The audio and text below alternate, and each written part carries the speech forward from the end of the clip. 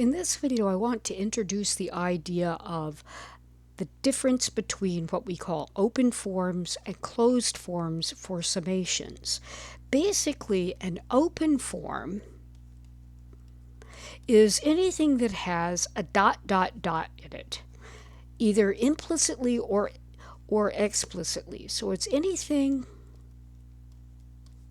with a ... in it. So if I write something like the sum is k goes from 1 to n of k, and that is 1 plus 2 plus ... all the way up to n, this is an open form for the sum.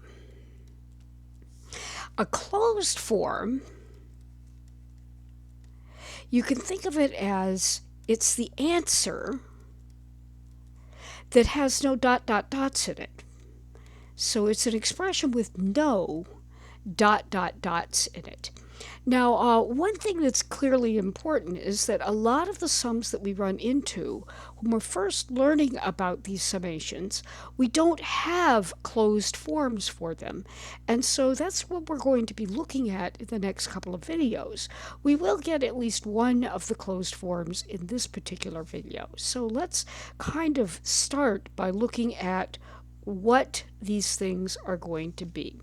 So here are some important closed forms for certain sums that pop up when we're dealing with Riemann sums in particular. The first one is a very simple one, and we can actually get this one proved.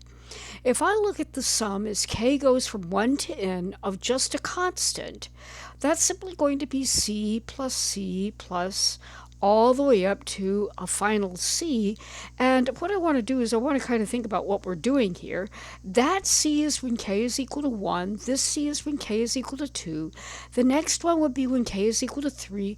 The last one is when k is equal to n. So what we've actually got here is we have n copies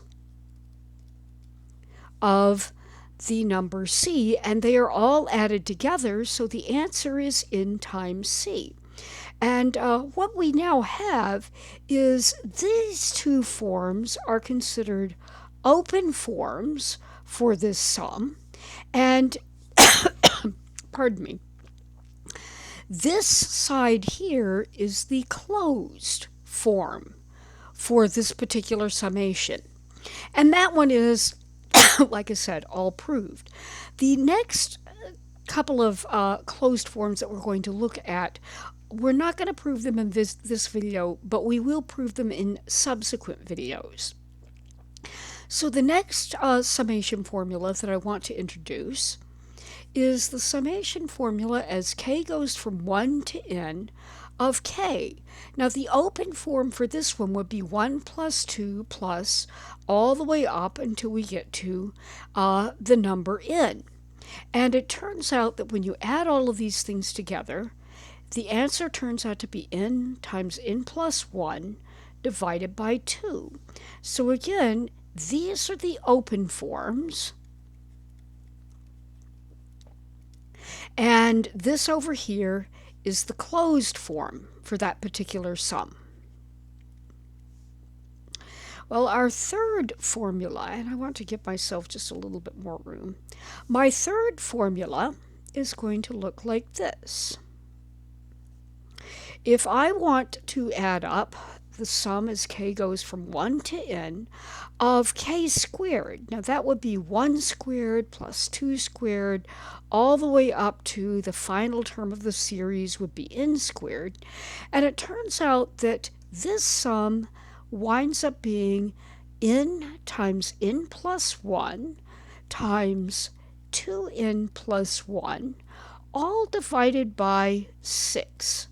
And so again, these are the open forms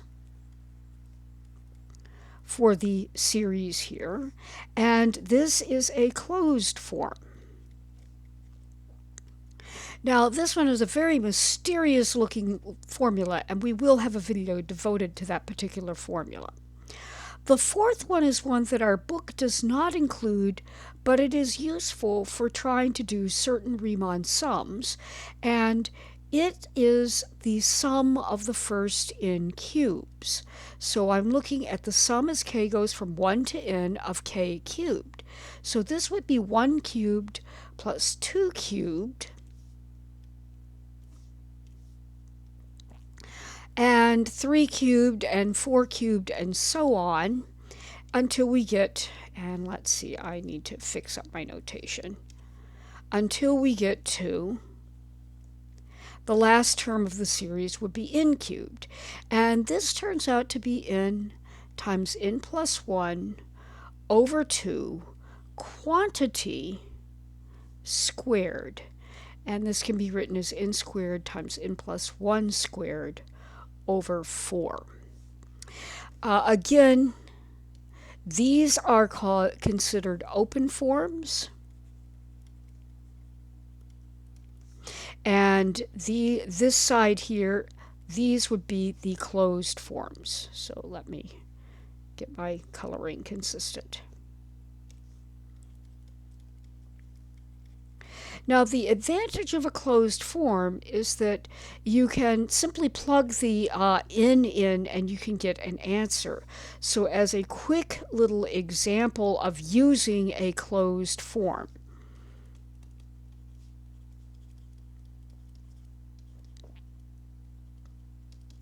if I want to add, as k goes from 1 to 10 of k cubed, that's going to be 10 times 11 over 2 quantity squared. So that would be 100 times 11 squared is 121, all divided by 4. Well, that's going to be 25 times 121, and let's see, I can do that by hand.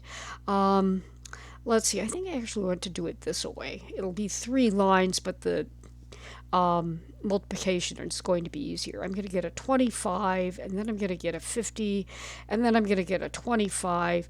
So the answer will be 3,025. So if I add up the first 10 perfect cubes, I will get 3,025.